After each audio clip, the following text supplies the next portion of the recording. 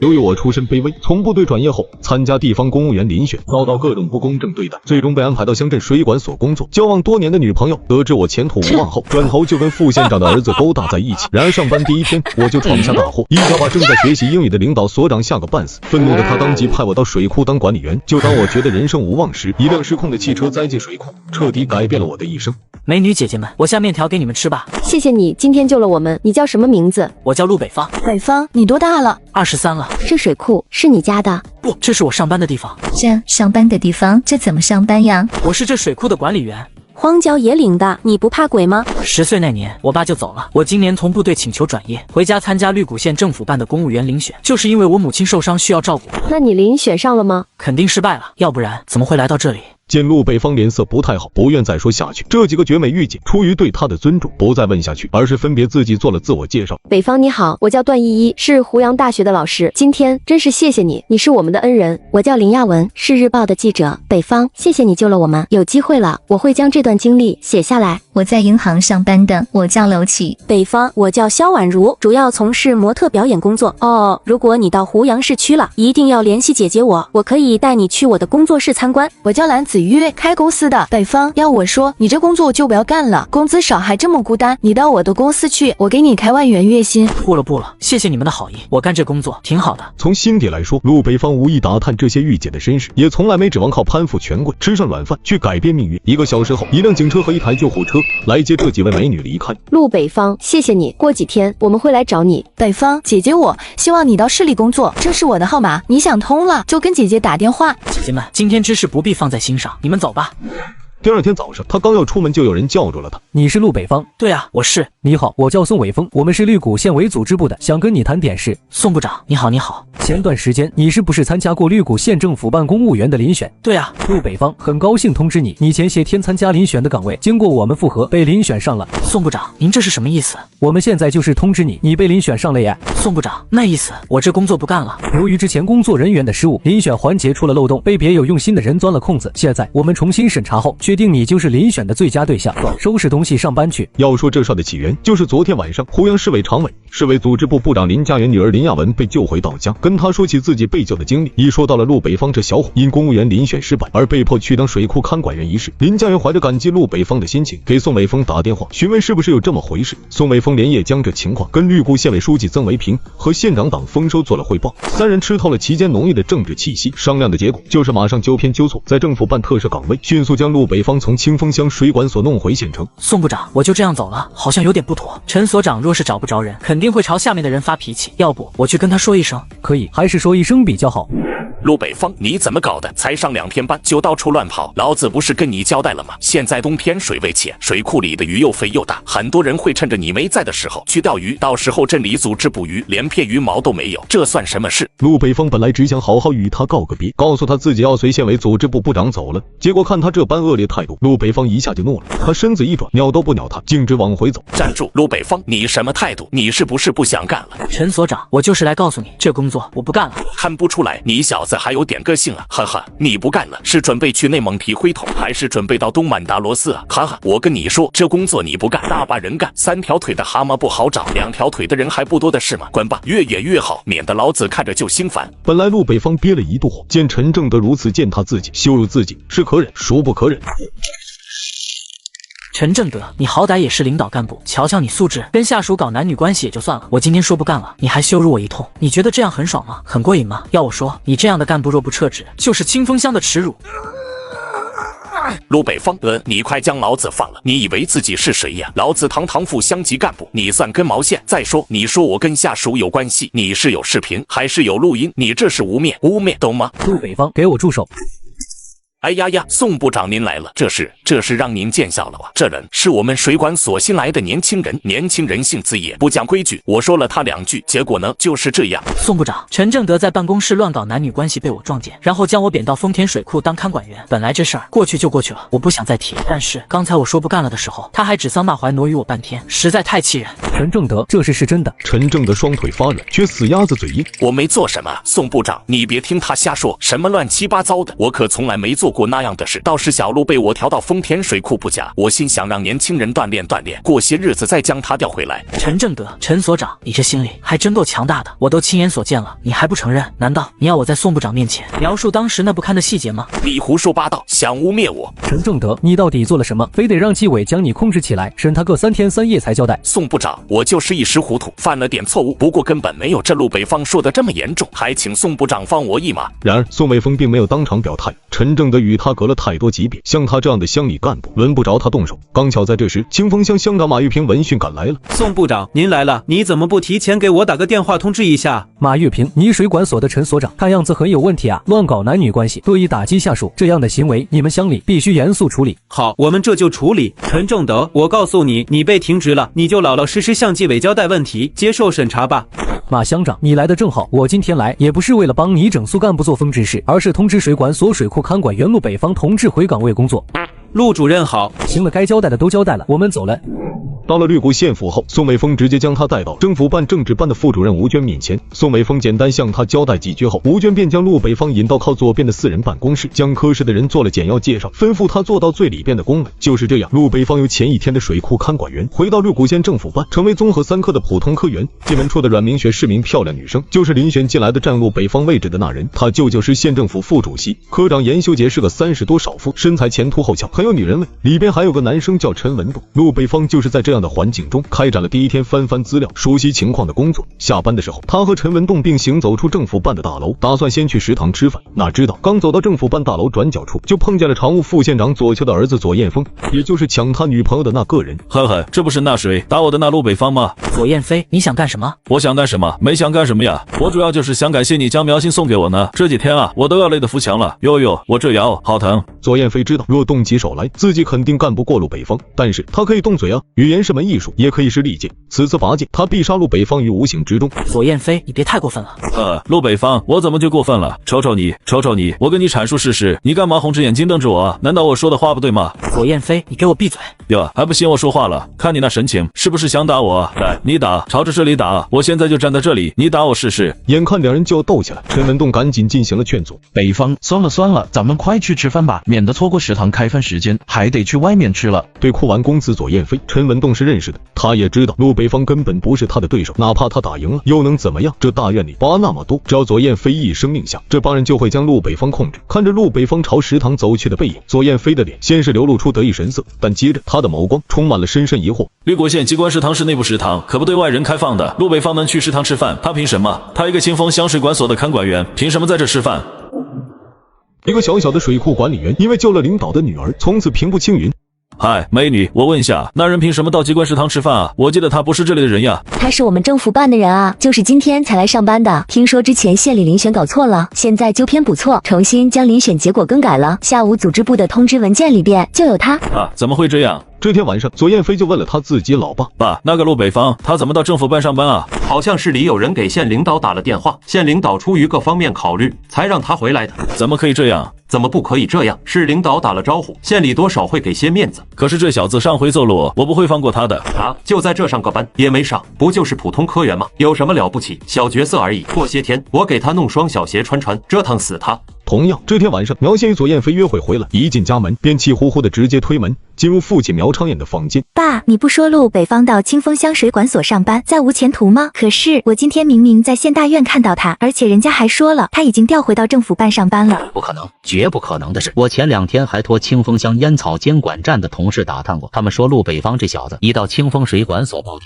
而且还听说他被派到下面看水库去了。那看水库的活就和工厂守大门的保安一样，哈哈，一点出息都没有。就这，他怎么可能调到县里来？可是我刚才明明都看到他了，还看到他进了机关大院食堂吃饭呢。我明天打听，看看到底是怎么回事。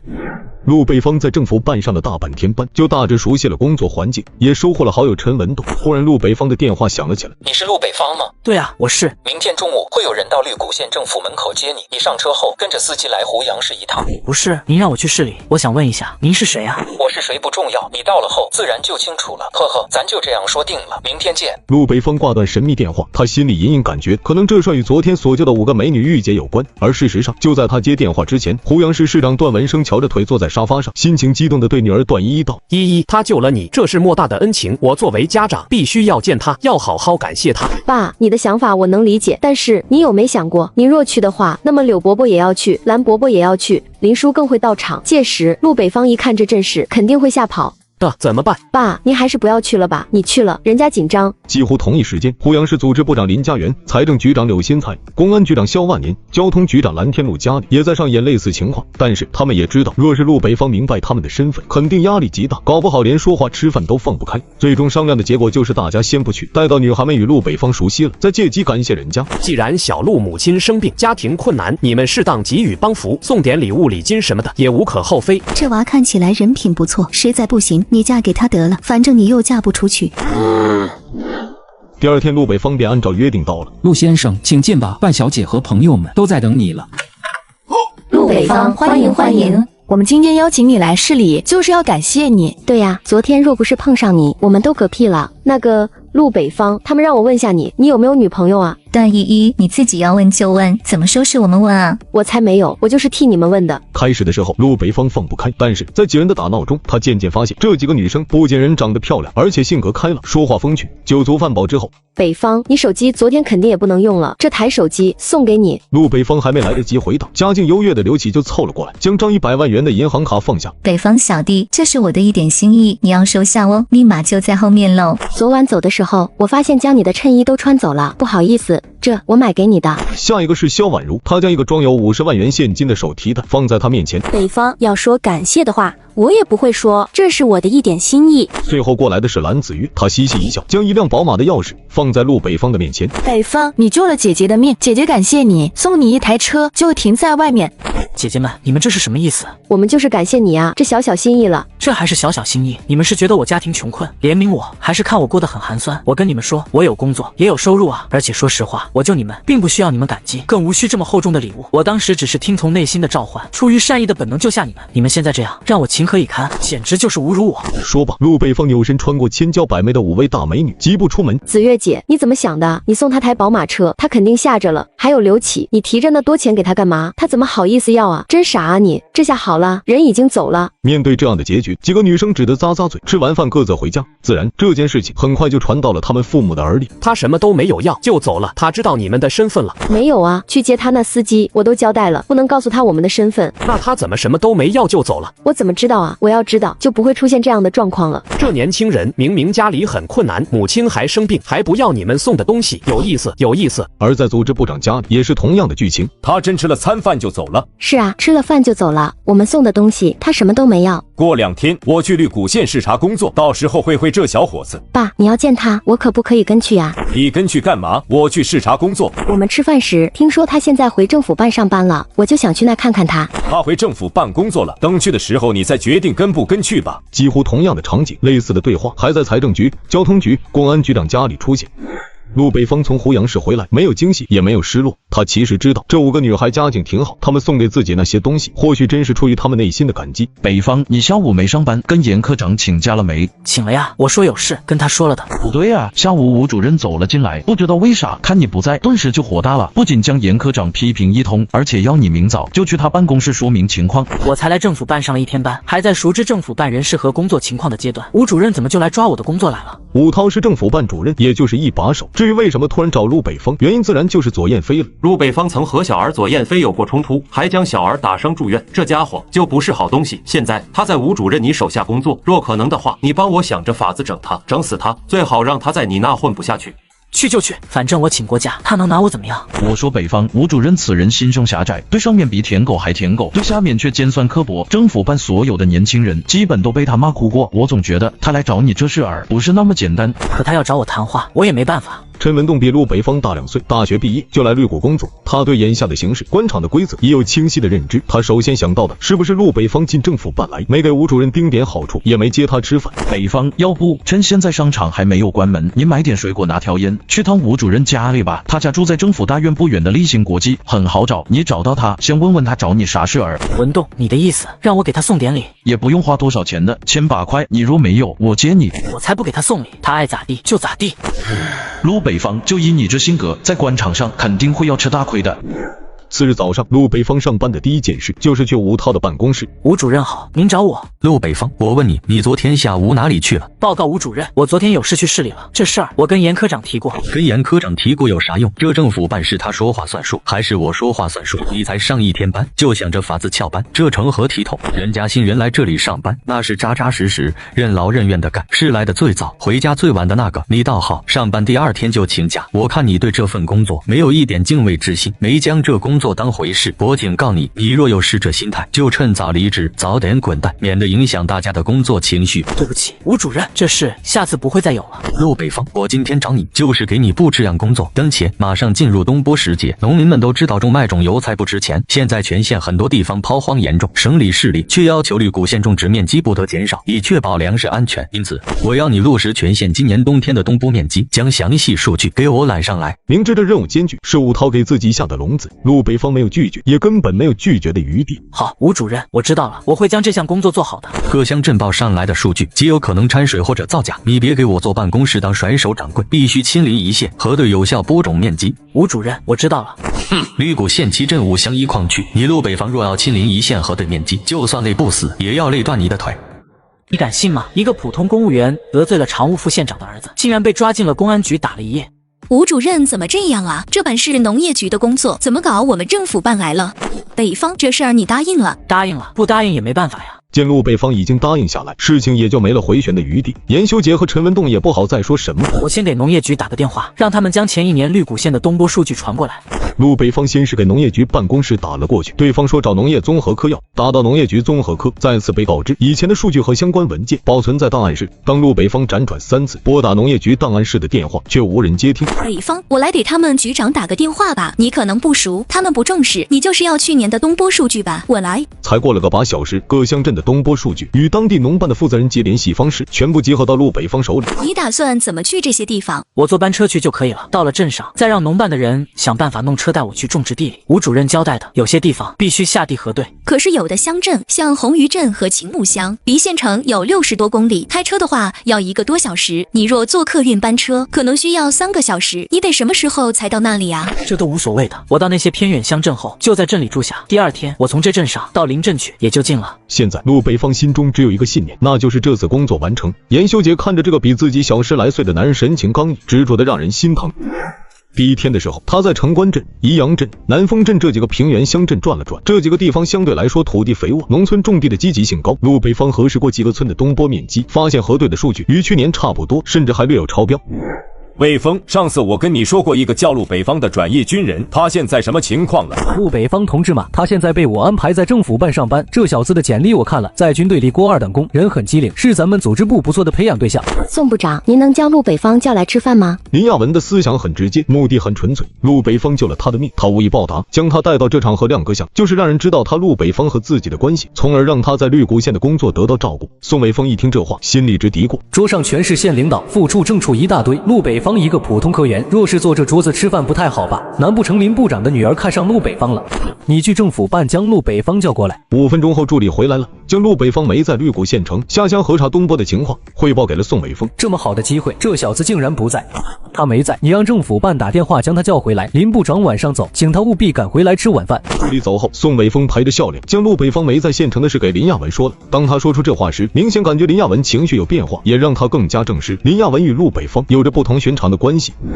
晚上6点，当陆北方风风火火赶到酒店时，负责此次活动的组织部副部长饶雪琴一看这头发凌乱、衣衫不整的年轻人，贸然闯安宴会厅。陆北方，你在这干嘛呢？饶部长，办公室通知说宋部长找我。宋部长找你，你穿成这样怎么进去？里边还有别的客人。得了，趁领导们还在说话，你赶紧回宿舍换件衣服再来。陆北方，陆北方，怎么是你？就是我找你。你找我干嘛？我找你干嘛？我问你，这些天你干嘛去了？我给你发短信你不回，微信你也不看，所以我就来绿谷县找你了呀。不好意思，我负责全县东播面积的核查，每天要骑车100-200公里，没有时间看短信。那么远，你骑摩托车去吗？单位没派车？没派车，我骑摩托车。可是这么冷，你怎么骑车？也没啥，看我这不挺好的。你刚刚打算去干嘛？宋部长说让我陪领导们吃饭，饶部长看我这样子，就让我回宿舍换件衣服再来。走吧，我陪你去换衣服。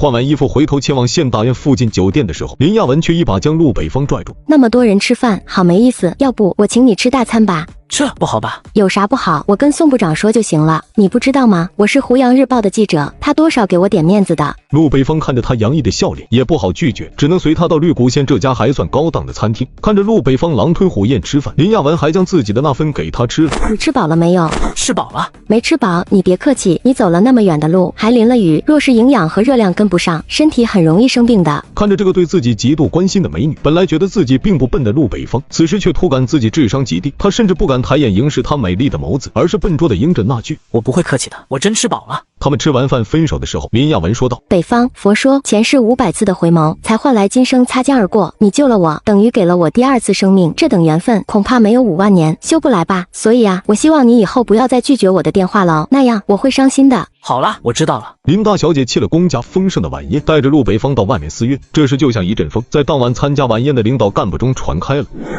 在回程车上，他当场向父亲林家元提要求，要给陆北方换岗位。亚文，跟你出去那小伙子就是救你的那人啊？对呀，就是他。小伙子看起来不错嘛，人高马大的，不过他怎么就不注重打扮呢？亚文，你看今天这样的场合，全都是他的领导上司，可他却好风风火火就闯进来，也太不讲究了。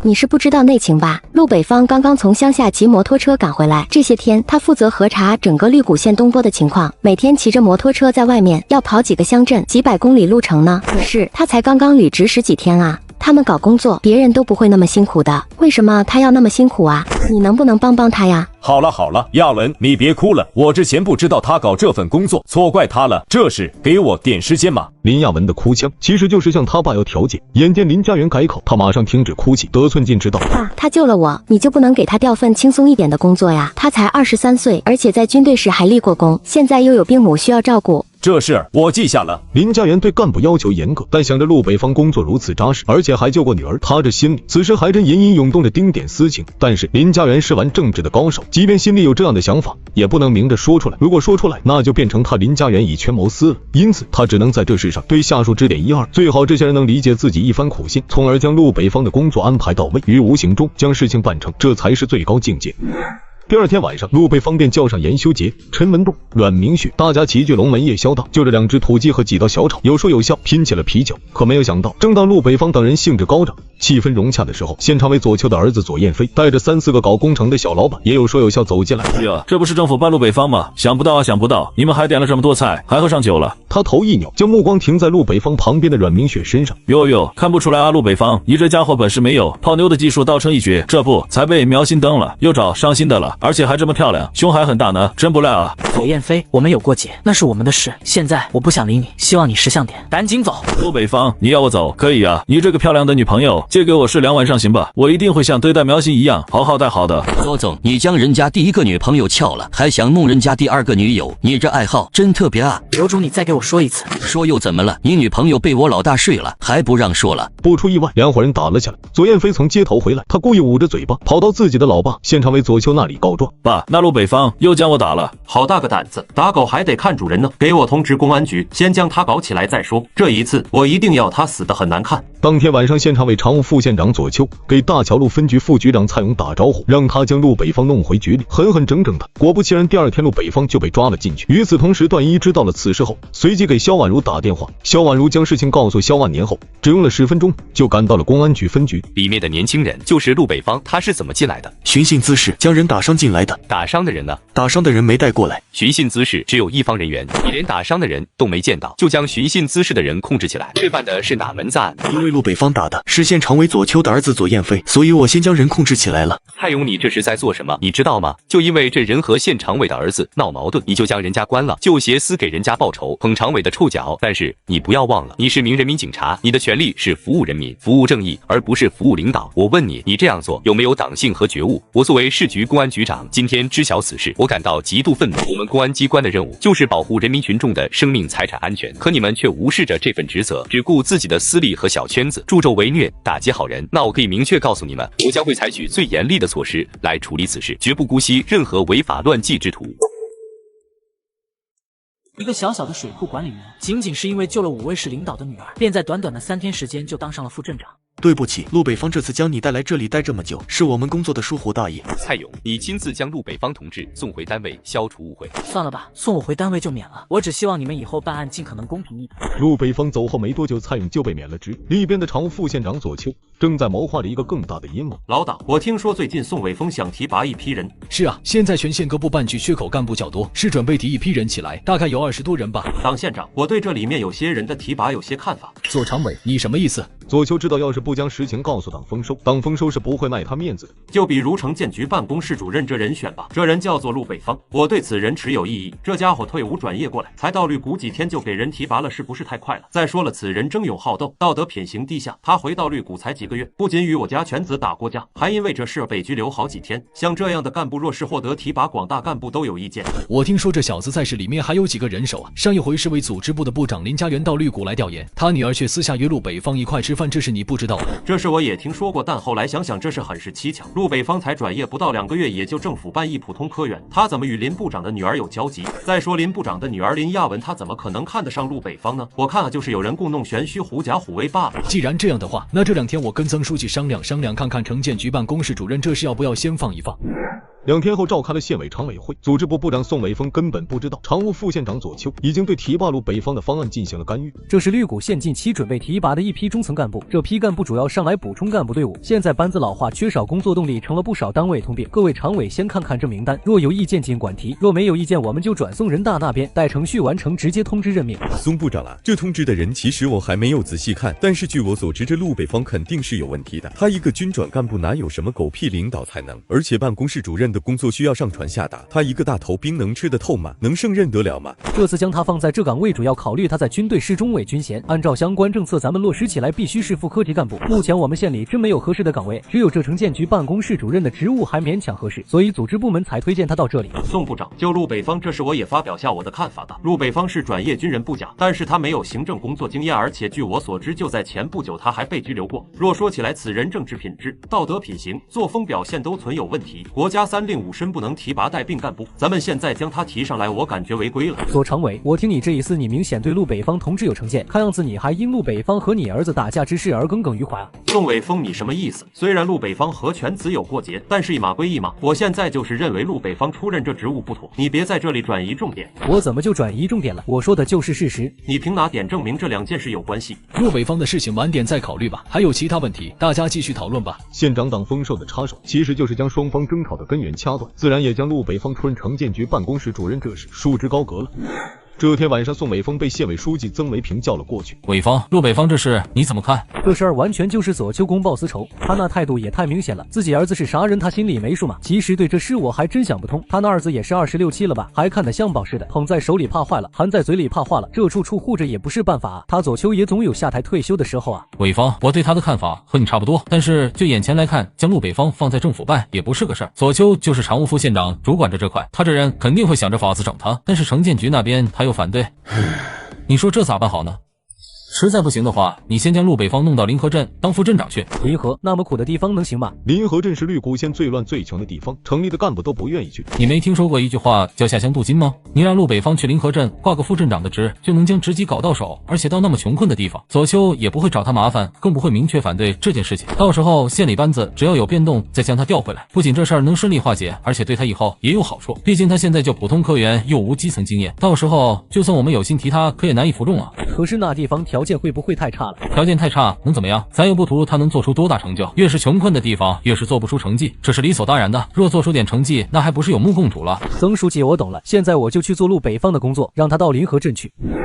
和曾维平商定了意见后，第2天宋伟峰还真找陆北方谈了话。北方，实不相瞒，组织部也看了你的材料，本来是准备将你调到城建局这边的，但在内部讨论的时候，觉得你的基层工作经验是欠缺的，到这些大局里边工作恐怕也存在问题，所以经过组织讨论，决定先让你在临河镇工作一段时间，你还年轻，慢慢积累基层工作经验，到时候机会多的是。此时此刻的陆北方完全就是懵懂无知，初生牛犊，他根本不知官场的险恶，也不知为了自己的调动，宋伟峰和曾维平在背后绞尽脑汁，还有颇多无奈，更不知道到临河镇出任副镇长意味着什么。宋部长，你说到了临河，我就是副镇长了。那肯定的呀，职级上调，工资也上调2级，而且还有乡镇补助。那行，宋部长，这事我答应了。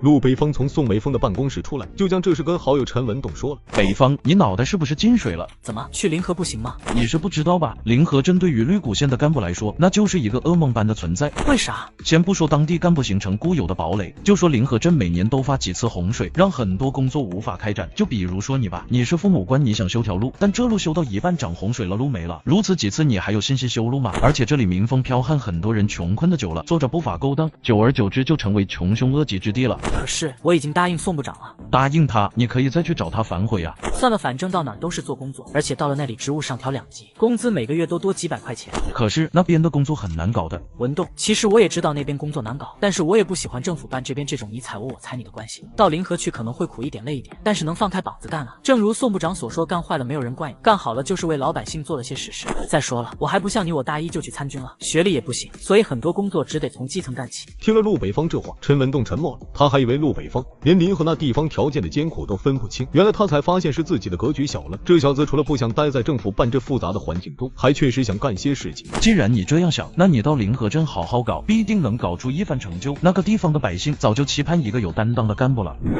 当天晚上，陆北方就跟那5位姐姐说了他即将出任临河镇副镇长的事。北方，你去了临河，那我们假期的时候就去临河玩哦。听说那边的风景不错。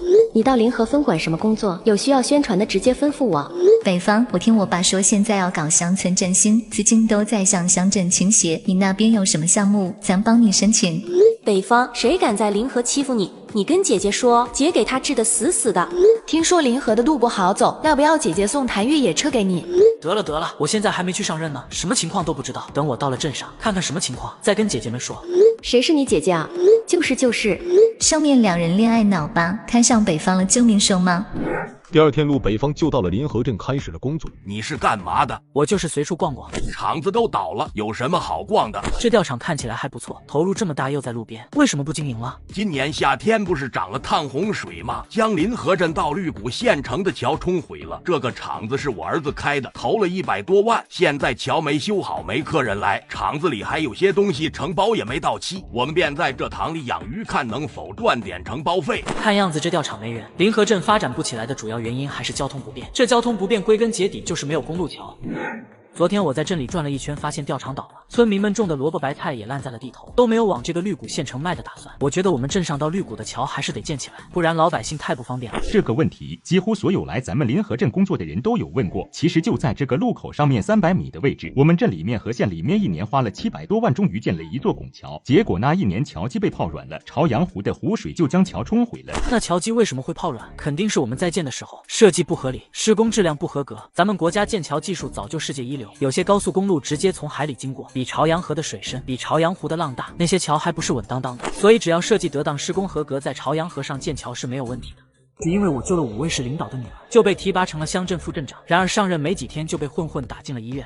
北方，你说的都对，只要施工到位，确实是可以建起来，但是那预算肯定就高了。哪怕省里市里答应拨款，可是镇上的配套资金咱们也无处筹啊。资金的来源，老百姓可是不管的。老百姓只知道要想富先修路，桥修不起来，他们就怨声载道，就会认为这是我们的失职和无能。陆北方的话让镇委书记陶大军很反感。说实话，我心里何尝不想建桥？就上个月，我还专门去找过县委书记曾维平要钱，想不到被他狠狠骂了一顿。曾维平说我们临河前年要了3000万，去年又要了1000万，前后为修桥这事投入了4000万，现在桥毁了，又要5000万重建，是不是打算将县财政当成临河镇财政来用？县里不愿接连几年给临河拨修桥的钱，镇里又没钱。所以啊，建桥之事就搁浅下来了，毕竟现实困难就摆在那里，没办法。陶书记，要不咱们镇里先拿点钱出来，将桥基清出来，到时候边施工边向上面要。主要的原因嘛，就是现在是12月份，正是朝阳河的枯水期，若是这几个月咱们没能将桥基挖出来，到了丰水期，施工难度就增加，搞不好又要拖1年。陶大军见陆北方出此计谋，略微沉默了一下，正准备回答的时候，他的手机响，是底下一个村支书打来的，好像有什么事要他到场。接了电话后，陶大军盯着陆北方说道：北方，你初来乍到，想干事创业，架桥修路，你这心情我能理解，而且你说冬天将桥基建好的提议也很不错，但是就算整桥基也需要一笔大钱，这几天我就将这事放在咱党委会上商量讨论一下，一是看镇里能拿出多少钱来，二是咱们搞项目先斩后奏，是不是合规？这事儿先说到这，我有事要到凤凰村去一趟，他们在外边等着了。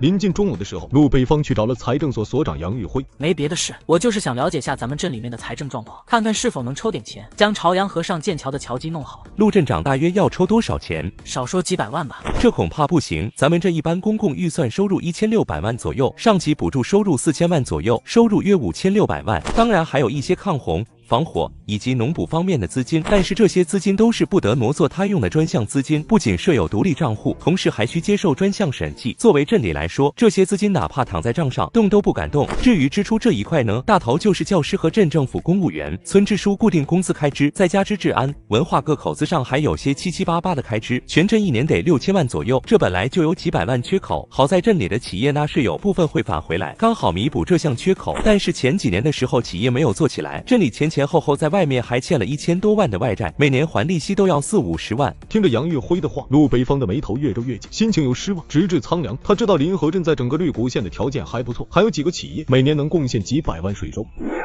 陆北方从财政所出来后，就去了一家书店看书。陆镇长你好。你怎么知道我的名字？除了书店，我还有份工作，就是给邮政局送档报档刊。今天早上我到镇里送报刊，看到你从陶书记办公室出来，我就问了人家，他们告诉我你姓陆，是新来的领导。哟，陈玉梅，你一个人守在这店里，晚上跟五哥去县城玩啊？我不去。你跟着五哥去玩，五哥能亏待你吗？你今天店里卖了多少钱？100块有吗？五哥我给你搞1000块，只要你陪我到绿谷县城过一夜就行。我才不去，你1000块给你妹妹，让她陪你去。哟，原来你屋里有别的男人呐，这才不跟我去啊！哈哈，这不会是你的相好吧？黄老五，你可别乱胡咧咧乱说话。怎么样？我说你的小白脸长得挺俊的，有错吗？你干嘛的？说话喷粪似的，一点素质没有。出去，这里不欢迎你。哟，凭什么啊？你知道我是谁吗？在这临河镇，就连镇委书记陶大军都敬我3分。不管你是谁，请出去，这里不欢迎你。给脸不要脸是吧？我说了，这里不欢迎你，就是不欢迎你。若是下次被我碰上你再有流氓行为，小心我揪你进派出所。在临河镇还真没人敢这样对我，你给老子记着，你是第一个。若有种的话，你在这等5分钟，老子让你好看。陆镇长，你赶紧走吧，这个人是黄氏砂石厂的老五，大家都叫他黄老五，很不好惹的。玉梅，你放心，这件事不会牵扯到你。相反，我若这事走了，他们说不定将气撒在你这里，我就等他们到来，看看他们能拿我怎么样。5分钟后，黄老五从镇上的网吧带过来几个人，就是他。大哥，你说是要我们打断他的腿，还是手？要不先打一顿，再让他拿5万块钱给五哥赔礼道歉。别废话了，动手吧，不然派出所都来了。兄弟们都给我上！老大，要不咱们撤吧？这家伙一个左正灯差点让我曲解，我太难了。你们还愣着干什么？用东西砸他！双方激战几个回合后，临河镇派出所所长杨碧华带2名警员匆匆地赶了过来。陆镇长，你没事吧？你们这帮混混怎么回事啊？这是新来的副镇长，你们不知道吗？你们今天闯大祸了，知不知道？杨碧华之所以故意将黄老五的人训了一通，就是这黄老五还真不是别人，他是黄氏矿业的老五，两边都得罪不得。杨碧华只好从中周旋调解。陆镇长，都怪这帮人眼瞎，大水冲了龙王庙。这人呢是黄氏矿业的老五，也是黄富贵的弟弟。那又怎么样？有钱有势，就能在街上滋事闹事，就可以欺凌妇女。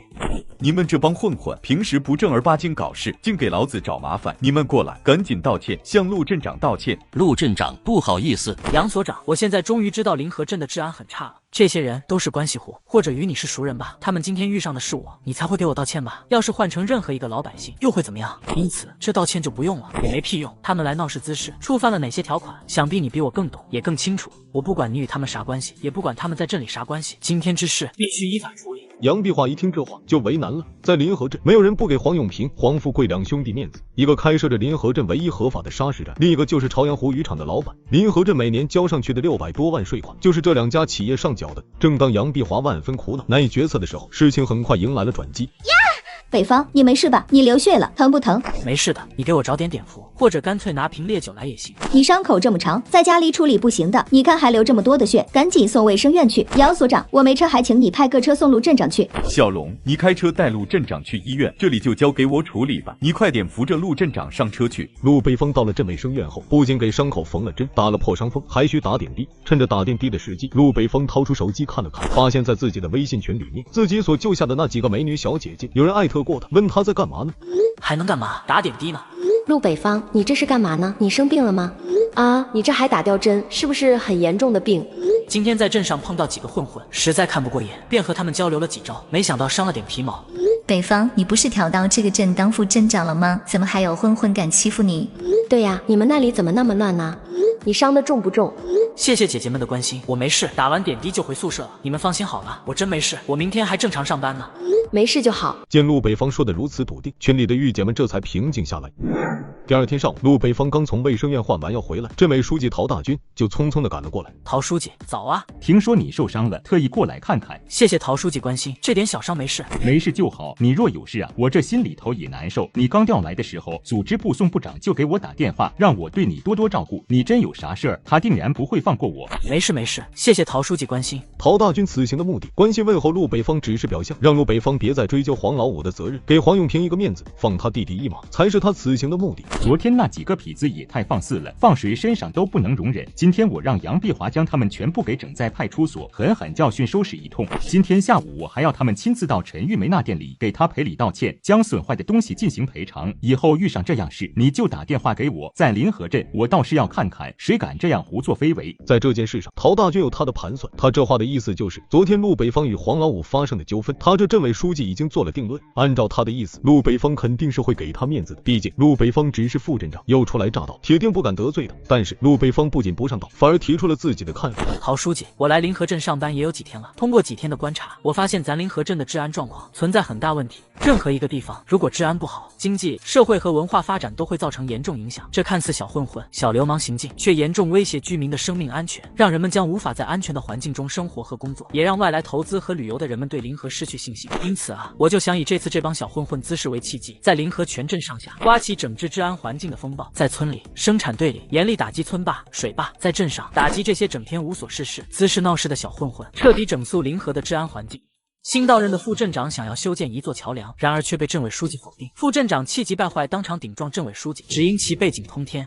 北方，你是一个有想法的年轻干部，临河镇以后的发展还得靠你们年轻人。刚才你提的建议也很好，但具体怎么操作，我还要深思熟虑，拿出一套完整的方案来。北方，我临时有点事情要去趟绿谷县，这2天我会将你说的问题考虑，到时候咱们再坐在一起，就这问题好好合计。陆北方看着他离开的背影，心里头有些郁闷，毕竟人家是镇上的一把手，主动权就掌控在他的手里，他若不发话，自己也没有能力在临河镇掀起整治这些混混的风潮。就在这时，陆北方的几位姐姐突然来看望他。陆北方，我们来看你了。你们怎么来了？我们就是来看你的。昨天你在微信群里面说和镇上的小混混较量了一回，还受伤住院了。晚上的时候，子月姐就给我们挨个打电话，组织大家一起来看看你。谢谢。陆北方，你没事吧？来，给姐看看，伤得多重啊？我真没事，就几个小混混而已，他们能将我怎样？虽说我挂了点彩，但当场就将他们全部制服。是吗？这么厉害？都缝针了，还说没事？就是啊，那得多疼啊！几个美女在查看陆北方的伤情后，见确实没有大碍，当即也就放下心来。不过，当他们发现在陆北方的办公室里还放着束鲜花时，顿时话语里边就带着些许醋意了。北方，这花谁的呀？同事的。肯定是美女吧？要我说，你现在可是国家干部，可不能金屋藏娇，更不能轻易被敌人用美色腐化，知道吗？就是你现在好歹也是干部了。北方，老实交代，这花是不是你买的？哪有啊，我才来临河镇1周，与他们都不太熟呢。嬉戏打闹结束后，他们就去吃晚饭了。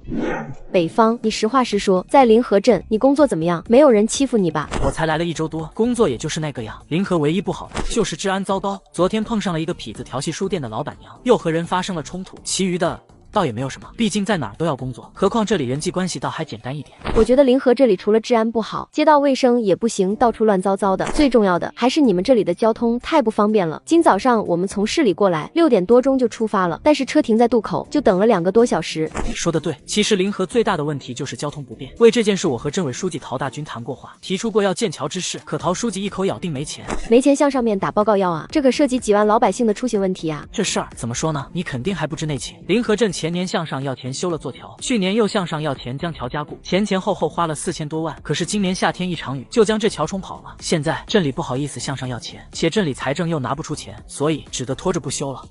悠悠，两人是不是商量好了，故意避开我们搞小动作？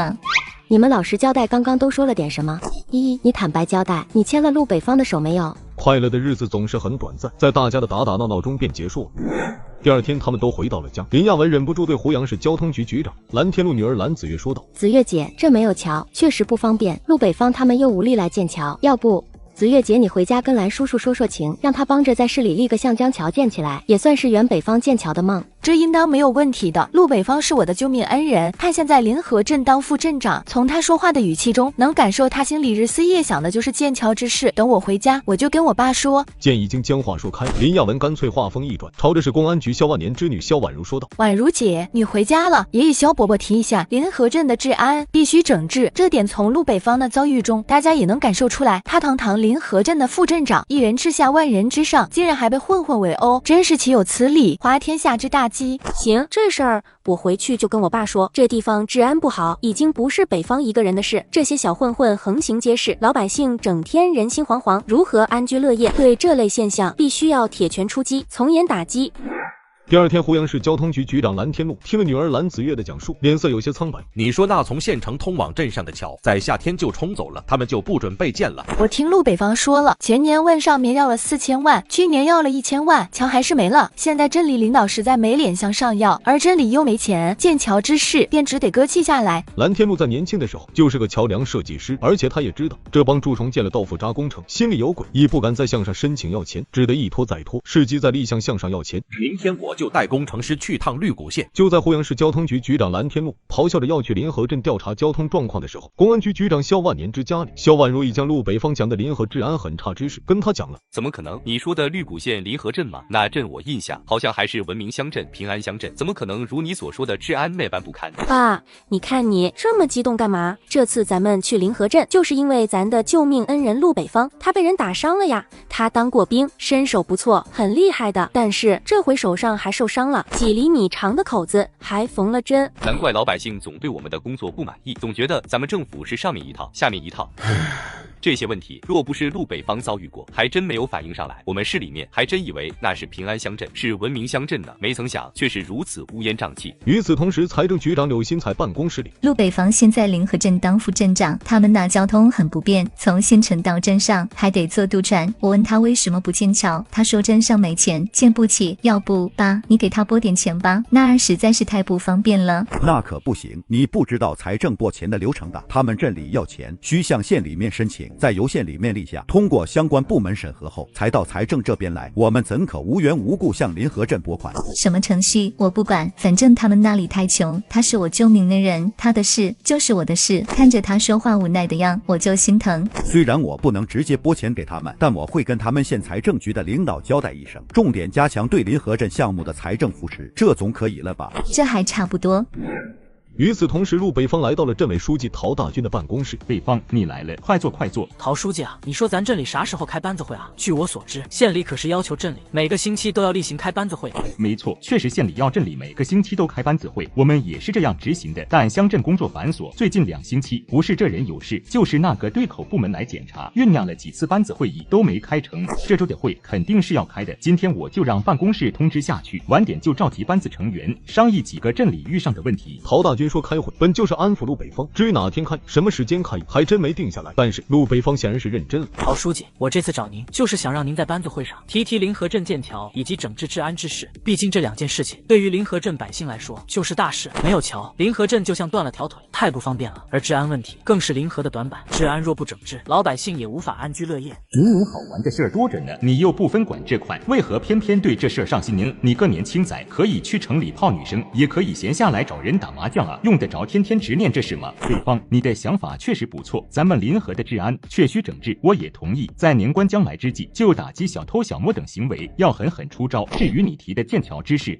实话实说吧，你是不在其位，不谋其政，不知其中的难处啊。我跟你说过，现在镇里没钱，就算这事放在会上提出来，估计也没有什么用。那意思，建桥之事，镇里就放弃了？也不全是，这事我想晚点再说。待过了年，县里、市里又启动新一轮项目的时候，咱们镇上就将建桥计划列入项目，这样向上要钱也理所当然。陶书记，那你的意思，感情之前你说将这事在班子讨论，完全就是忽悠我？也不算，我说了，明年再立项嘛。明年才立项？陶书记，您是临河一把手，你明知道，若是明年立项，那么明年下半年才能轻机开建，后年才能建成。但若是京东开建，明年洪水到来前完成基础，明年下半年就能建成。就因为您的故意拖延，老百姓整整1年出行不便啊。陶大军本来对陆北方提建桥和治安之事就特别反感，如今直指他故意拖延。言，更让他十分不爽。陆北方，你说的这些，我难道不知道吗？需要你指点吗？你才来临河几天，就对我颐指气使，你觉得你配吗？你出去，出去！陶书记，我没颐指气使的意思，但是这桥若不建，我只好代表3万临河百姓到县里去告你。你敢？我有啥不敢？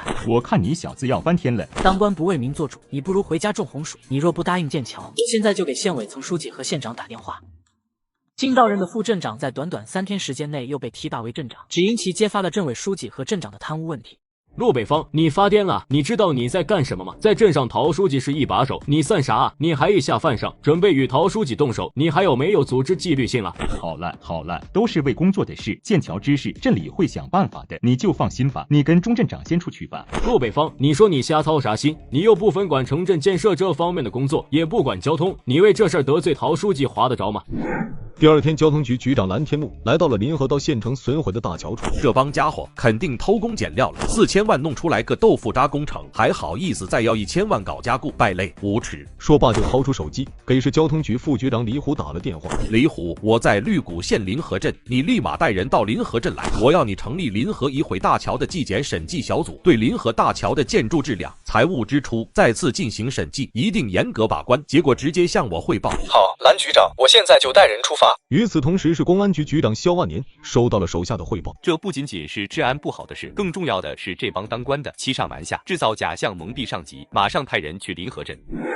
刚接到湖阳市纪委驻公安局纪检监察组、交通局纪检监察组成专班将入驻临河镇的通知，临河镇乱套了。在通知开会时，陶大军早与镇长钟宣文碰面了。宣文燕，你说这是纪委就怎么盯上我们了？而且这次还明确提出要对临河那冲毁的桥再做审计，你说这不是秋后算账吗？我也好奇他们为什么会将这桥盯上，这桥明明就是洪水冲毁的，这是县交通局也知道的。你说是不是有人故意整我们？我倒想起来，陆北方昨天跟我吵架，就是说修桥之事，而且这事儿他不止一次跟我说过，莫不是陆北方向市里告状了？你这一说，还真有可能。等会我问问他，不就知道了。这次会议开了40多分钟，会议的内容也就是高度重视检察组到来，各分管的班子要打起精神工作。会议结束，钟宣文让陆北方等会，他有话说。陆北方，老子问你，你是不是向上写信告状了？说咱们这个不好，那不好，还非得要建桥？我不知道你说这话是什么意思。什么意思？你别给我装糊涂，我就问你，是不是你向市里告状了？我告状？你想多了吧，我压根就不是告状那种人。但是这桥没建好，老百姓通行不便，个个满腹怨言，这还要告状吗？这排队几个小时过渡船，就是无声的状纸。听着陆北方的话，两人都可以肯定，陆北方真不是那告状之人。第二天早上，在临河镇政府办公室，市纪委组织召开了入驻临河的会议。我们此行前来，主要就是针对临河镇老百姓反映的问题，以及民生工程建设领域权力集中、资金密集、腐败问题一发高发等问题，进行例行监督巡查，目的就是重点巡视一批民生项目，推动解决群众反映强烈的问题。从现在起，我们将在临河宾馆租用房间开展办公，并对外公布举报电话。下一步，我们将在镇上赶集的时候搭建舞台，开展巡查宣传，接受老百姓的监督。近期在座各位都将被我们列入重点监控对象，你们的手机、通话记录、通话信息都有可能被我们调取，请大家积极配合。我们之所以前来临河进行巡查，就是因为近期我们也掌握不少相关材料，根据这些材料，我们将顺藤摸瓜，把涉及材料的相关当事人和责任人通知过来进行问话。我希望各位充分认识到民生项目巡查的重要性，严肃纪律作风，了解纪律工作对现实工作的重要意义，积极配合我们开展工作。我的讲话完毕。当天晚上，心急如焚的陶大军借了一个手机给自己的后台绿谷县人大的副主任刘明哲打电话。现在市里来查，我有啥办法？况且现在正在风头上，谁敢去找人家，那不是送死吗？你若是收了人家的钱，人家那边说出来了，你就承认一部分，但是我跟你交代的所有事情都到此为止，你和县里边一些领导的交往也到此为止吧，我近期也会给你想办法。说完，那边已将电话挂了。这是一个不眠之夜，镇委书记陶大军在办公室想了一夜，终于他决定去自首。陶大军的自首在临河镇撕开了一个裂口，没出几天，镇长等人就相继落网。又过了几天，绿谷县召开了县委班子会议。临河镇的情况大家想必也清楚了，这次我的脸在市里丢尽了，他们批评我，我恨不得找个地洞钻进去。但是我不怪你们，这其中我有很大的责任，是我对底下的事情太过于放手，太信任你们，才导致现在的结果。眼下追溯以前的事情也没有什么意义，临河镇要告别过去，发展起来才是重要的，也是市里面领导盯着的。现在临河镇班子成员9人，一次性就去掉5人，其中还包括镇委书记和镇长，班子都配不齐，这就是我们要面对的现实问题。今天大家都讨论一下，看谁合适担起临河镇镇的重担，今天要决定了，明天就给派林和去开展工作。我来发表下我自己的意见吧。现在临河镇的情况特别复杂，若是贸然从外面调人进去，一是对镇里的情况不熟悉，对推进现有工作不利；二来，即便我们想派适合的干部进去，人家也不定会去。为什么呢？眼下临河这种情况谁都知道，用一穷二白来形容一点不为过。想在这里搞出点成绩太难了，所以呢，我觉得咱们还是要从现有的班子成员中挑选人员来出任镇长、镇委书记之职。但是现在临河镇班子成员共有9人，有5人受到处分，还有个同志年纪较大，马上面临退休，因此供我们挑选的只有3个人，分别是陆北方、周金旺、杨洋。这次市里抽查，周金旺同志分管财务工作，这次财务上面没有出事，证明他是名工作扎实的好干部，也曾受到绿谷县优秀公务员表彰。因此，我提议由周金旺同志出任临河镇党委书记。那镇长人选呢？至于镇长人选，我觉得就让陆北方做好了。宋部长，为啥你对陆北方这小子有着特别偏爱？或许你们是亲戚，或许你们以前就有关系，但我不管其他的，咱就事论事。陆北方退伍转业过来，我实在看不出他哪一点能干出成绩。他除了身手好一点，就没有别的长处，是典型的四肢发达、头脑简单。而且你刚才也说到了乡镇工作特别复杂，他年纪轻轻，官场经验欠缺，我真不知道他为什么能出任临河镇镇长之职。若是宋部长想力保他，和他有着不同寻常的关系，我这话就等于放屁。陆北方是年轻，也没有什么官场经验，但是我们不能忽略一个事实，那就是包括曾书记都知道的，他和市委常委、市委组织部长林家园的女儿林亚文关系非同寻常。上次林家园来绿谷县调研，他的女儿也随团而来，但是在吃饭的时候，并没有与调研组吃饭，而是拉着陆北方一起去吃小摊去了。这些你知道吗？宋部长说的事情，这是人家的私事，咱们这会上讨论人家的私事也不妥。但是就刚才宋部长所说，让周金旺同志出任临河镇镇委书记，陆北方同志任临河镇镇长，我觉得这样的安排也不是不可以。周金旺是老同志，思想认识深刻，几十年工作经验，久经考验，在临河镇上也很有威望。陆北方虽然没有工作经验，但好在年富力强，精力充沛，他们若能组合搭档起来，肯定很有冲击和爆发力。若是再从县里抽几个干部补充到他们班子，应当不会太差劲。既然曾书记这样说，那就让我们的组织部门考虑让陆北方出任临河镇镇长的事吧。无论怎么说，我们绿谷现在全是挨批评，这是铁板钉钉的事实。尽快拉动经济增长，带领老百姓走上致富道路，确实需要年轻人出头。党丰收说这话，其实就是提醒他的同僚左丘，让左丘不要为这事再杠下去，不能因为儿子和陆北方的仇恨，再反对陆北方出任临河镇镇长。既然没有明确反对的声音，在常委会上通过的事，也将成为铁板钉钉的事实。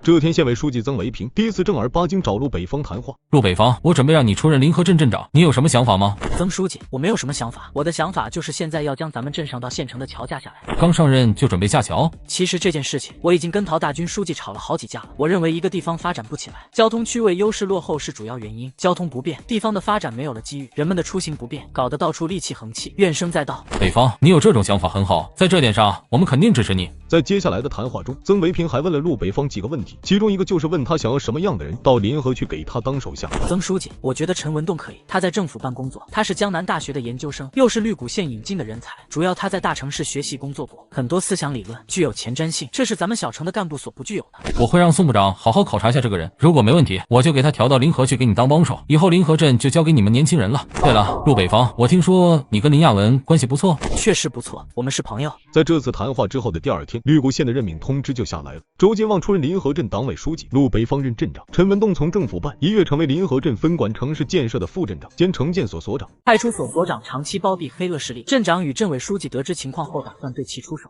停了，听到没有？给老子停了！你是谁呀？怎么要他停下来？你还问我是谁？我还问你是谁呢？你谁啊？黄总，这位是新来的副镇长陈镇长。陈镇长，这是咱们镇沙石场的黄老板。陈镇长，不好意思，我黄金贵今天前来就是找你们有事的。你们现在所处的这条机耕道窄是窄了点，但是我听说你们要用来建桥。确实需要用来建桥。呵哈，那我跟你说，这是我为了从河里面拉河沙，特意用挖机挖出来的道。你们若是修桥要用的话，也不是不可以，修路的费用100万，你们给我就成。面对黄金贵的特意刁难，陈文栋无语了。陈文栋只能给镇委书记周金旺打电话。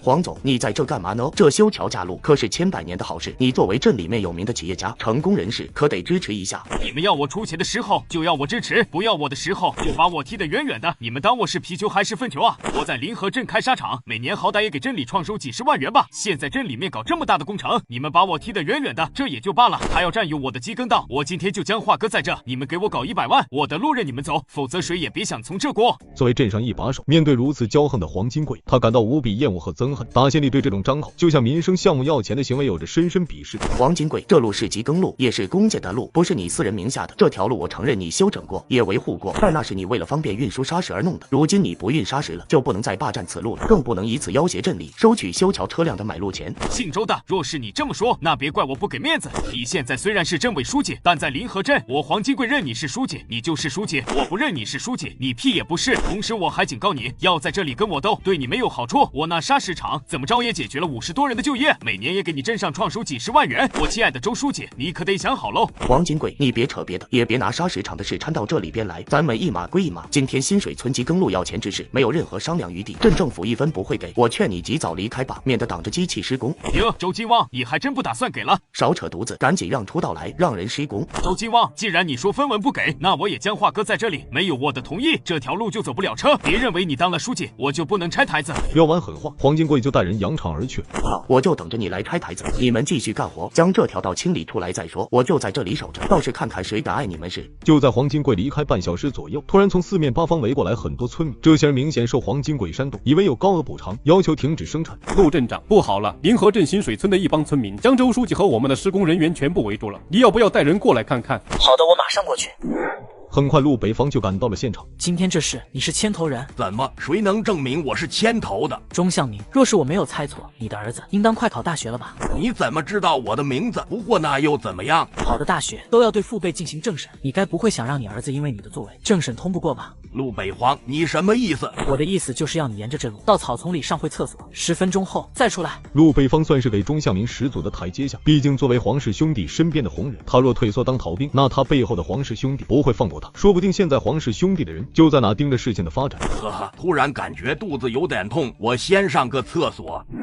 大家都别吵了，镇里修桥，占用村里机耕道，破坏庄稼地，确实得赔偿。现在我代表周书记做个决策，那就是谁家被占地多少，要毁多少庄稼，请站到这边来，我让新水村的村干部对大家占地数量进行核实登记。将登记的任务交给吉涛后，陆北方就来到了周金旺的旁边。现在你们有什么想法就说吧。你一个毛头小子，算哪根葱啊？你们不就是想要钱吗？可以，你们总得证明这路是你们修的吧？你们现在派2个代表过来，我们和他谈。谈就谈，兄弟们，他们不赔钱，咱就不撤人。你叫什么名字？老子叫杨平，怎么啦？你是砂石厂的吧？你管呢？其实我知道你就是砂石厂的，但是在砂石厂，黄金旺是法人，他才有最终的决策权，其他人说什么都没有用的。你如果能代表他，要跟镇里谈，可以，我们也欢迎。我想问的是，你能代表他吗？我现在就给他打电话。陆北方这样问话，不得不让镇委书记周金旺对他刮目相看，这招玩得稳准狠啊！就在这时，杨碧华的人拉着警笛由远而近驶来。你说陆北方这愣头青，将村民与我们的人分开了？分开了，他们的人一波，我们的一波，那再闹有什么意义？你将他们叫回来，我再想别的办法。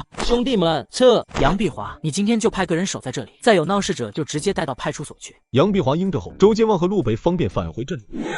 我得去黄氏沙场一趟，找黄金贵这个混蛋谈谈，真是无法无天了。他个企业家还不得了了，还给老子找麻烦，真以为自己是谁呢？周书记，您现在去找他，我觉得有些不妥吧？为啥？周书记，我之所以不让你去黄氏沙场，原因就是我觉得这姓黄的不是一般混混，若是一般混混，警告一番他们会有所收敛，但对这样的人还得从长计议。从长计议，北方，你说说如何从长计议？周书记，你也知道，在咱们临河镇，2大主要经济支柱都由黄氏兄弟控制，一个渔场，一个沙场，老百姓为了混口饭吃，都听他的。久而久之，黄氏兄弟还真的以为自己是临河的土皇帝，不仅不将镇领导放在眼里，在老百姓面前作威作福，这也就算了。现在他们既当婊子，还做着立贞节牌坊的梦，心态就像野心勃勃的野狼，更是想插手镇里工程，甚至想插手镇里的人事安排。我觉得您上来后对这种行为必须进行遏制和打击。这想法我早就有了，不过对于遏制和打击黄氏兄弟，我觉得现在不是时候。咱刚上来，若是闹大了，上头也有想法，而且临河的发展更会受到挑战。不行的话，我让杨碧华将他手下那些刺头给拔掉，敲打他。周书记，我怕没什么效果吧？你知道我为什么没在车上与您说这件事情吗？就是司机老丁也算镇里老人了，但是正因为不清楚他与黄氏兄弟的关系，我真怕咱们说的话马上就传那边去了。同样的道理，临河派出所也一样，那边肯定有黄氏的人，咱们这边工作还没安排下去，人家就做好应对的准备了。那你是什么打算？将杨碧华换掉？具体的打算我也没有想好，镇上的很多情况我不是特别熟悉，我觉得咱们在镇里干事创业，没有自己的人搭把手，什么时候都是白扯。北方，我知道你的意思了，这些天我寻思下，将镇里的人也动一动，那些和黄氏瓜葛较深的全不用了，这一点你不清楚，我心里清楚。第二天，镇里收到了黄金贵的起诉书，同时还在路上发现了几百米的三角钉。黄金贵还真是与我杠上了，现在他不仅暗里捣剑桥工地的鬼，而且还将镇里起诉，明着就要与镇里过不去，太气人了。以前几次破坏剑桥项目挖断路的人找到了没有？周书记，你也知道，那地方前不着村后不着店，我就5个人，一天这里那里，前后花了半天调查，但还是一无所获。那这次路面撒钉的事呢？这次我们倒是在各个进出剑桥项目重要的路口都安装了监控设备，但是现在每天进出的车辆都有几百台，还有村民也需下地干，所以我们还真没有找到撒铁钉的人。你这有难度，那里正在查，这都几天过去的，之前挖断路就有2次，现在路上被撒满钉子，施工队的秦总给我打电话都要哭了，说实在没办法，只得到城里买了强力磁铁，一寸寸道路去丈量，一将铁钉吸起来，你说我要你们有什么用？周书记，您放心吧，这次在路上撒铁钉肯定是逃不过监控的。这2天我和手下那帮人，哪怕不吃不喝，也要在2天之内将所有过往车辆和行人排查完，一定给您答复。镇里这几个人还真无法无天了，将路挖断也就算了，现在还在路上撒铁钉，阻碍施工车辆进场，够缺德的。还有这，你看看。说完就将纸诉状给了陆北方。黄金旺的胆子也太大了，他在临河镇办企业，竟还将临河镇给告了，真是滑天下之大稽。黄金贵张狂，还不是杨碧华这个人的懦弱无能。他虽然有办案能力，但没什么脾气，手下一帮人更是与黄氏兄弟称兄道弟，你说如何还能维护一方宁静？咱们2个都刚上来，镇里面的这帮老油条根本不买我们的账。杨碧华这边过于软弱，这才让黄氏兄弟得寸进尺，胆大欲为。我想将他换了。我完全赞同周书记的做法。之前咱就讨论要在镇里重要岗位更换一批人，现在派出所无疑就是重要岗位。像杨碧华这样中庸，根本管不住躁动难安的临河镇，我支持您换。这2天看他能不能将撒钉子的抓到，抓不到就停他的职。只因镇委书记得罪了矿场老板，第2天就挨了刀子，躺进了医院，生死未卜。派出所属公安局掌管杨碧华也是公安局的人，按照正常流程，理论上要免掉他，还得向公安局申请报备，由他们来操作，按程序走，一级一级写报告，还不知哪年哪月能将事办成。咱就不跟他们废话，今天下午咱们2人就代表临河镇党委和政府找绿谷县公安局局长罗永春，让他更换临河派出所所长。他要不答应，咱们就直接去找县长党丰收，党丰收不同意，咱们就去找县委书记曾维平。行，我赞成这样做，我这就写个情况说明带上，等会儿咱们就一起出发前往县政府。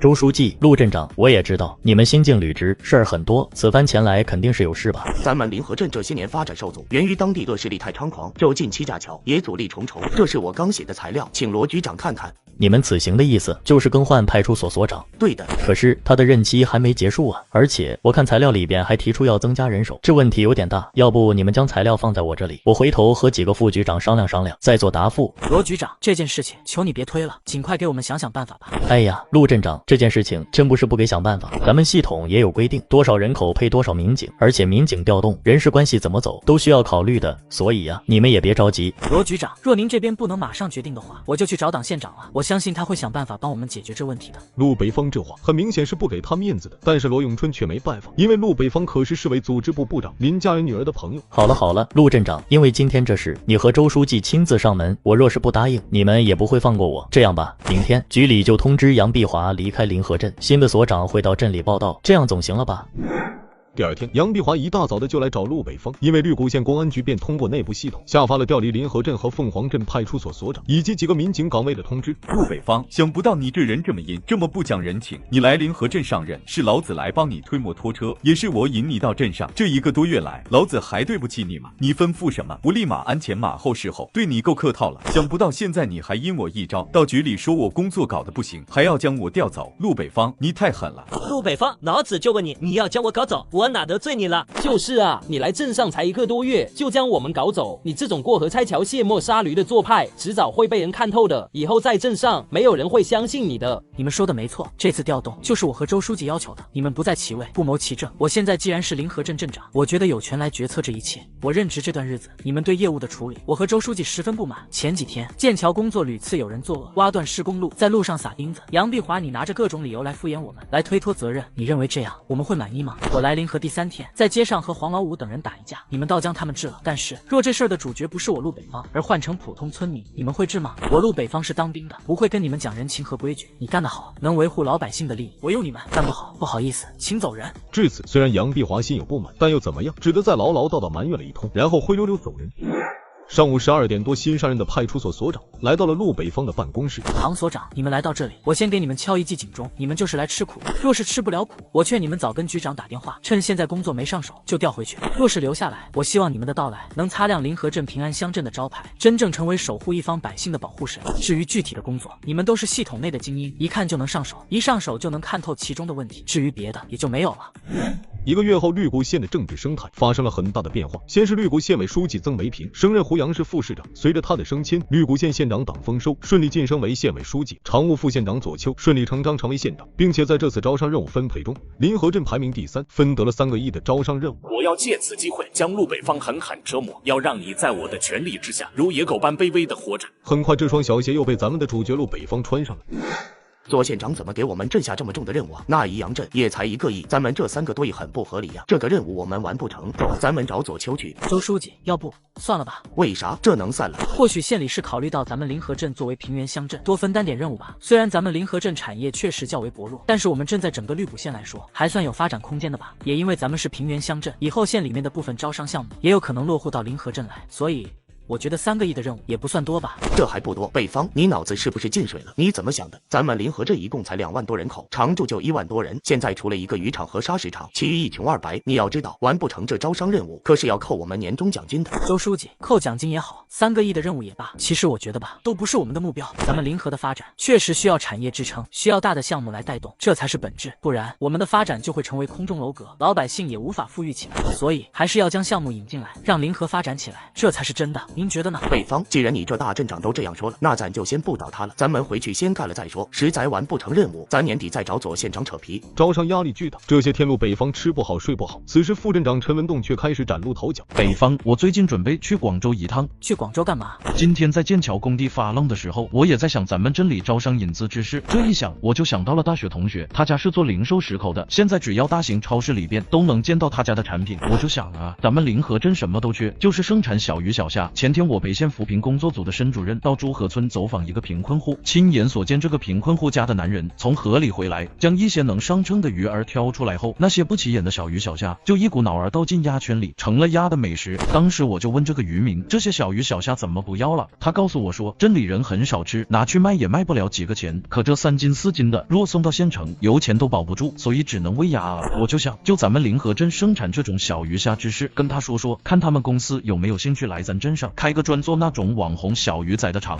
嘿，文栋，你别说，你还真别说，这想法挺好的呀。现在那种零售的小鱼干，作为时尚小吃和网红零食，正风靡市场。而我们临河镇不仅产这玩意儿，就是朝阳湖、环湖沿线200多公里，哪条沟沟岔岔，随便捕一网都有好几斤。在好友陈文栋的帮助下，短短几天时间，临河镇就超过绿谷县所有的乡镇，一举搞定2个项目，投资额度达到6亿元。周书记，你不是说要考虑我的公司来建食品厂的厂房的吗？我怎么听说对外招标了？你不能言而无信啊！老黄啊，这事我是有心给你来做，但是这毕竟是企业投资，不是我能拍板做得了主的事。现在厂房的标准由企业方制定，而且要求半年之内必须交付厂房，要你们干，你们也不能干好啊。所以综合方方面面的考虑，还是招标了。得了，周书记，你就别敷衍我了，我又不是3岁小孩子。你堂堂镇委书记，这个小镇上的一把手，他们都是外来企业，还能不听您的？还能掏出您的手掌心？金伯，话不能这样说，我是这个镇上的一把手不假，但有些事情我还得听一些专家的意见，不是？特别是人家企业方之前就有建厂房的经验，在这方面，就算我也得听人家的。周书记，说1000到1万，你就说我们还有没有机会？有没有机会，取决于你们有没有准备。你们也可以参与招标投标，若是不想招标投标，到时可以到中标的公司去揽些小活，承包煞白、安砖等活，这样不很好吗？周书记，你让我到人家公司底下揽小活，呵呵，我看还是算了吧。既然镇上不照顾我们，那今天我在这了，也将话向周书记你聊在这。这里面河沙承包经营权是我哥的，签的合同有20年。如果让外面公司来做这工程，那行，你就让他们到外地去买河沙，咱临河镇的河沙不卖。王金国，你好大的胆子，竟敢不让你哥向镇里工程提供砂石量，你这是要挟我吗？我说你凭啥？今天我就跟你明说了，若是你们敢不向这工程公料，那我就将这砂石场收回来，而且对故意破坏镇上经商环境的人，派出所的先抓起来再说。行，周金旺，你行，你等着瞧。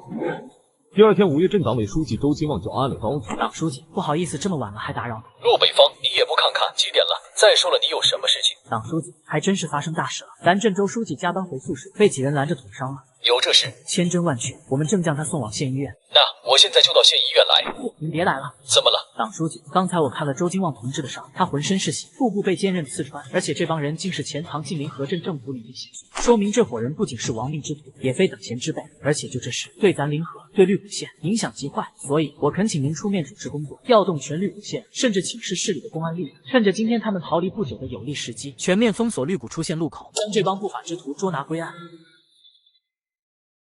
北方，我想跟你说件事儿。周书记，您有啥话吩咐就是。今天上午的时候，县委书记党丰收和县长左丘来病室里看我，代表县委县政府进行慰问。在和他们聊天的时候，我就说了，鉴于我身体目前的症况，我想调到人大和政协来，然后由你出任临河镇党委书记。周书记，您别开玩笑了，您现在是临河镇的掌舵者，我给你做配角就觉得挺好的。若是有做的不到位、做的不好的地方，您多担待就是。再说，现在临河正处于大发展的时期，没有你不行的。北方，你做事我还是很放心的。你虽然年轻，官场经验不足，但通过这段时间相处，我知道你是一个有思想、有抱负的人。咱们官场虽是一个充满经济和斗争地方，但是只要我们不让公民和利益决定我们的行为，始终坚持原则和良知，知道我们在这里工作不是为了我们自己，而是为了那些需要我们帮助的人们。只要把住这么一点，那么你做什么，处于什么职位都不会出太大问题。呵呵，我相信你。周书记，您别想多了，现阶段你啥事儿都不用多想，镇里的事您也别放心上，您就专心好好的养伤，啥事都等伤好后再说。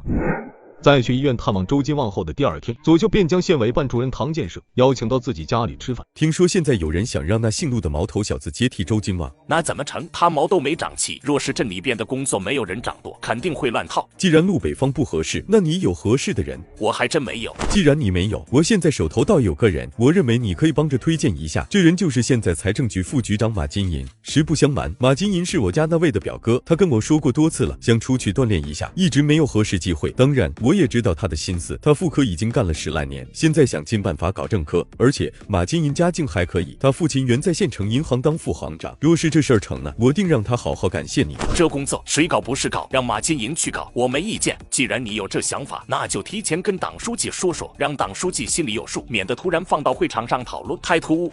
我找机会跟他先说。就是这样，两人对临河镇委书记一事做了提前布局。左丘通过联合唐建设，达到打击陆北方的目的。唐建设想将自己的人推上来，需要县长左丘的大力支持。第二天，唐建设就来到了党丰收的家里。唐建设，你这是干嘛？前几天走马观花，抽项目走了所有乡镇，实在累坏了。而且前几天队伍宠大，不能好好喝顿酒。这次咱陪党书记来喝喝酒，解解乏。两人借着浓浓夜色，边喝边聊，自然也聊到陆北方之事。听说临河镇委书记要回人大，他的身体吃不消，确实有这意思。谁来接替他出任镇委书记啊？目前没有合适的人，而且这镇里面项目多，我想实在不行，就让陆北方先管着镇里大大小小事务。那小子能行吗？有什么不行啊？别看他年纪小，干是颗老道呢。见党丰收一味的维护跟陆北方，唐建设不爽了。就是陆北方干活有奋劲，人也勤快，今天更是干出点成绩。但是若要他出任一把手领导，我觉得咱们是不是该慎重一下？丰收，就我觉得吧，陆北方现在没有管理能力，就让他出任管理之职，不仅帮不到他，而且可能害了他。不如让他再混几年，或许就好点了。唐建设说这番话的时候，目光盯着党丰收，万分真诚。建设，你说的很有道理，不过暂时不考虑陆北方出任临河镇委书记，可也要有合适的人搞工作啊。党书记，我倒是有一人，他是现在财政局副局长马金银，人不错，品行端正，工作能力也不差。要不，党书记，我让他来见见您。听唐建设这样说话，党丰收心中大慌。原来唐建设这个硬角色绕来绕去，就是想推个自己的人进来。建设，你介绍的人应当不差，你将他简历弄来，待到周金旺离职后，咱再放到班子会上商量。大桥建成这天，交通局局长蓝天禄邀请陆北方来市里吃饭。陆北方，你来了胡杨，怎么不给我打电话呀？我来工作的，怎么给你打电话？你工作怎么了？就不能给我打电话？庄常委，这是我家小女蓝子月，子月，我给你介绍一下，这位是绿谷县委常委庄常委，你喊庄叔。庄叔好。这位绿谷县交通局的杨局长。杨叔好。这位是咱们绿谷县政府办公室的吴主任。吴姐好。还有这位小陆。爸，不用您介绍了，我知道陆北方，咱的小弟。众人看着蓝子月与陆北方亲昵的样子，都惊呆了。就在第二天，党丰收就知道了陆北方被邀请吃饭的事，并叫来了唐建设。建设，你提的马金银这事，我也寻思过了，这件事情必须重视，咱得有能力的干部不能耽误。对于马金银的安排，我想让他到县电视台出任台长职务。现任台长马上面临退休，而且我考虑过了，他一直是机关干部，也更适合县里面的政治环境。若放在乡党委书记的位置上，天天与老百姓打交道的经验，我估计会将他折腾够呛。即便说的这么好听，这么利索，张建设都没有半丝月色，因为他非常清楚，党丰收这开的是指空重投支票。毕竟这个电视台长还要2个月退休，所有的安排都是2个月之后，2个月还指不定有别的领导来掺和这事。你放心，这件事情我一定会放在心上。不行的话，我让伟峰同志操作，让现任台长陈宇退居2线，由马金银同志到台里先负责工作。党书记都这样说了，那有啥好说的？一切就拜托书记照顾。很快就召开了县委常委会，并提出了提拔路北方一事。同志们，我说件事，现在临河镇党委书记周金旺调任人大，那么他这位置也就空了出来。鉴于现在临河镇发展较快，今年揽下的项目特别多，需要有个熟悉镇内工作的强力人物负责，因此我们组织部门通过考察，决定由现任镇长路北方同志出任这个职务。不可否认，路北方在临河镇取得一定的成绩，但是也就是引进2家企业，而且有家我也听说了，是临河镇副镇长原政府办科员陈文栋同志凭着同学关系引进来的，这与他个人能力没有1毛钱的关系。若要论功行赏，那也应当提陈文栋。现在左丘心里就是盘算着，这岗位给谁都行，反正就是不能给路北方。大家也看到了，组织部门提出考察意见，但左丘同志明确反对。今天趁这会，大家都谈谈看法，做出决策。对路北方同志出任临河镇党委书记，我没意见。我也没意见。除了左丘，剩下的人都没意见。左丘是真没有想到，前几天缔结的联盟，现在还没有经历任何考验就垮了。常委会做出决策后，路北方出任临河镇委书记，跟着一起升职的还有路北方的好哥们陈文栋，他从临河镇副镇长一下被提拔为绿谷县招商局副局长。1个月后，为了临河县的发展，路北方去找了县长左丘。路北方，你说的这事我知道了，你就说对方提出配套的这基础设施大约需要多少资金？7000万。7000万，路北方，你是不是脑袋烧坏了？你是不是觉得每年春天省里都会下来些帮扶资金，所以你就打起了主意？我最多给你700万，其余的你自己想办法吧。就700万，连修路的启动资金都不够啊！你什么意思啊？700万的启动资金不够，你的意思是你要多少我就给你多少？我意思是你能不能加多点，给一半，3000万也行啊。那没办法了，现在县财政没钱，县里经济收入你又不是不知道，现在整个绿谷吃饭的人多，纳税的人少，就700万，你能要就要，不要就滚。再说咱县里面又不只有你一个临河镇要钱，全县10县2区哪个镇长镇委书记不是向我伸手？你光想着你们临河镇也太自私吧。可是现在县里就我们临河镇有这样的项目，别的镇没有这样的项目啊。没有项目就没有别的地方要钱啊。我最后再说一遍，这700万你要是要就到财政上划去，不要那就算了，我也没办法。左县长，我也知道县里边的难处，但是700万对于临河镇来说真是杯水车薪，根本解决不了眼下最关键的问题。我刚才已说过了，县财政上没钱，没钱2个字你听不懂啊？你路北方不是在市里认识人吗？你可以找他们去要啊，你去要了回来给临河镇搞基建，我左丘若不拍巴掌还你，我就不姓左。见左丘将话说到这份上，而且再说下去，两人即将爆发战争。既然县里没钱，那就请左县长先划700万给我，谢谢了。